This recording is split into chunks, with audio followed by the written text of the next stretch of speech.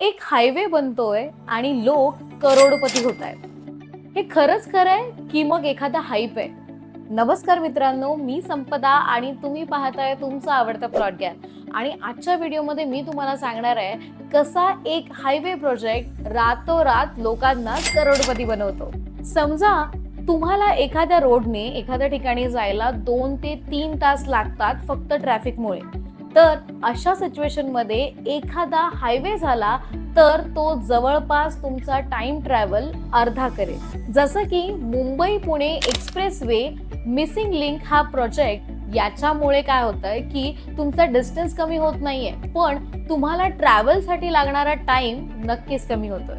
जिथे connectivity improve होते तिथे डिमांड सुद्धा हाय होते आणि ज्या एरियाची डिमांड जास्त त्याची प्राइस सुद्धा शूट होते.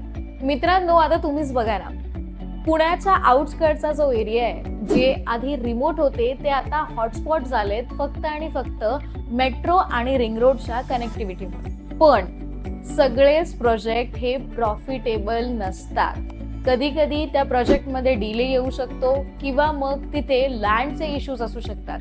आणि या सगळ्यामुळे होतं काय, तर तुम्हाला जी त्या एरियाची किंवा तुमच्या प्रॉपर्टीची एक्सपेक्टेड प्राइस असते, कदाचित त्याच्यापेक्षा कमी प्राइस सुद्धा तुम्हाला मिळू शकते. आता या सगळ्या सिच्युएशन मध्ये एक स्मार्ट इन्व्हेस्टर काय करतो, तर प्रोजेक्ट ऑफिशियली अप्रूव्ड आहे की नाही ते चेक करतो. त्यानंतर आउटस्कर्टला काय काय डेव्हलपमेंट आहे ते सुद्धा बघतो आणि लॉंग टर्मचा म्हणजेच 3 ते 5 वर्षाचा प्लॅन करतो. मग मित्रांनो, तुम्हाला सुद्धा अपकमिंग हायवे प्रोजेक्टच्या जवळ इन्व्हेस्ट करायचं आहे का? आम्हाला कमेंटमध्ये नक्की सांगा.